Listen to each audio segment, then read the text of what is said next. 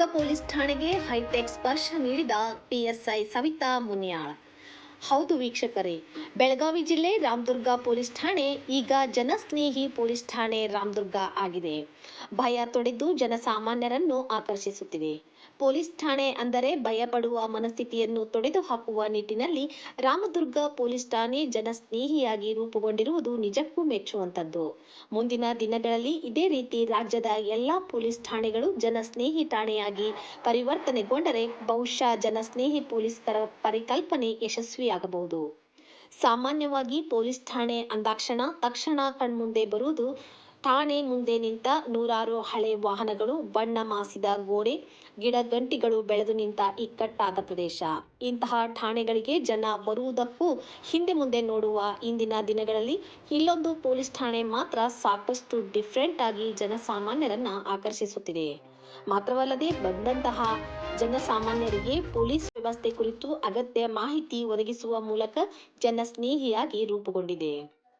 ಹೌದು, ಒಂದೆಡೆ ಪೊಲೀಸ್ ಠಾಣೆ ಗೋಡೆ ಮೇಲೆ ಪೊಲೀಸ್ ವ್ಯವಸ್ಥೆ ಕುರಿತು ಅಗತ್ಯ ಮಾಹಿತಿ ನೀಡುವ ಫಲಕಗಳು, ಮತ್ತೊಂದೆಡೆ ಠಾಣೆ ಎದುರು ವಿಶಾಲವಾದ ಜಾಗದಲ್ಲಿ ಪಂಚಮುಖಿ ಆಂಜನೇಯ ದೇವಸ್ಥಾನ, ಹೋಗಿ ಬರುವವರೆಲ್ಲರೂ ದರ್ಶನ ಪಡೆದು ಪುನೀತರಾಗುವರು ಕುಳಿತು ವಿರಮಿಸುತ್ತಿರುವ ಜನರು.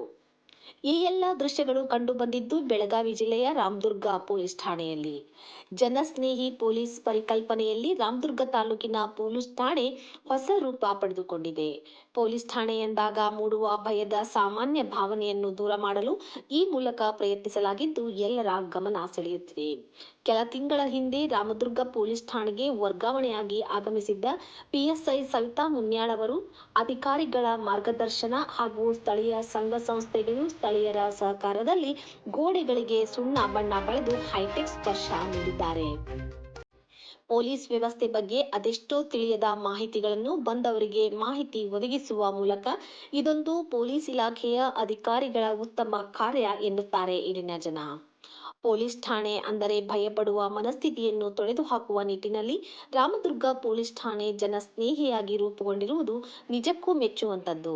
ಮುಂದಿನ ದಿನಗಳಲ್ಲಿ ಇದೇ ರೀತಿ ರಾಜ್ಯದ ಎಲ್ಲಾ ಪೊಲೀಸ್ ಠಾಣೆಗಳು ಜನಸ್ನೇಹಿ ಠಾಣೆಯಾಗಿ ಪರಿವರ್ತನೆಗೊಂಡರೆ ಬಹುಶಃ ಜನಸ್ನೇಹಿ ಪೊಲೀಸ್ ಪರಿಕಲ್ಪನೆ ಯಶಸ್ವಿಯಾಗಬಹುದರಲ್ಲಿ ಯಾವುದೇ ಸಂಶಯವಿಲ್ಲ.